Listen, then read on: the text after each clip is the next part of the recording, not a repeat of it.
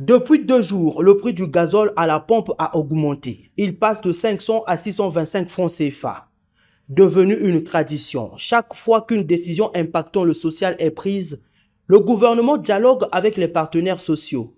C'est ce qui justifie cette rencontre au cours de laquelle le Premier ministre Anatole Koliné-Makosso, face aux responsables de l'intersyndicale des transporteurs, ceux des associations des consommateurs, des boulangers et des représentants des comités des marchés, est revenu sur les promesses du gouvernement à maintenir la stabilité des prix des denrées alimentaires sur le marché en vue d'épargner les populations des conséquences fâcheuses dont l'inflation exagérée. Le gasoil, c'était prévu que ça allait augmenter en novembre. Quand nous sommes retrouvés le 14 juillet, c'est comme ça qu'on s'était entendu qu'il faut augmenter cas par cas. Il ne faudrait pas que les populations souffrent trop. Voilà pourquoi nous préparons les commerçants, les consommateurs et les transporteurs de ne pas faire souffrir la population. Parce qu'il y a aussi des commerçants violents qui profitent pour...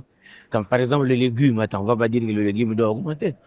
Le grand problème ici, il faudrait que la population travaille. C'est un problème de la loi de l'offre et de la demande. Quand il y a surabondance, les prix baisseront toujours. Satisfaits de la démarche du gouvernement, à l'unanimité, transporteurs et commerçants ont décidé d'appuyer les pouvoirs publics dans la sensibilisation contre la hausse des prix, notamment. Ce qu'il a dit, ce sont des choses qui sont normales. Nous ne devons pas aller à l'augmentation de prix du pain.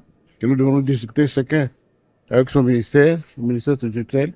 Nous devons tomber d'accord sur ce que nous devons faire. Nous avons sillonné tout le pays pour aller expliquer aux transporteurs le bien fondé de cette augmentation, qu'il ne s'agit pas des caprices du gouvernement, c'est par rapport aux contraintes vis-à-vis du Fonds monétaire international. Pour rappel, avec la suppression des subventions des carburants, l'État exige aux Congolais de payer le juste milieu qui permettra de financer les projets de développement dans les secteurs de base tels que l'eau, l'électricité, les infrastructures, la santé, l'éducation et bien d'autres.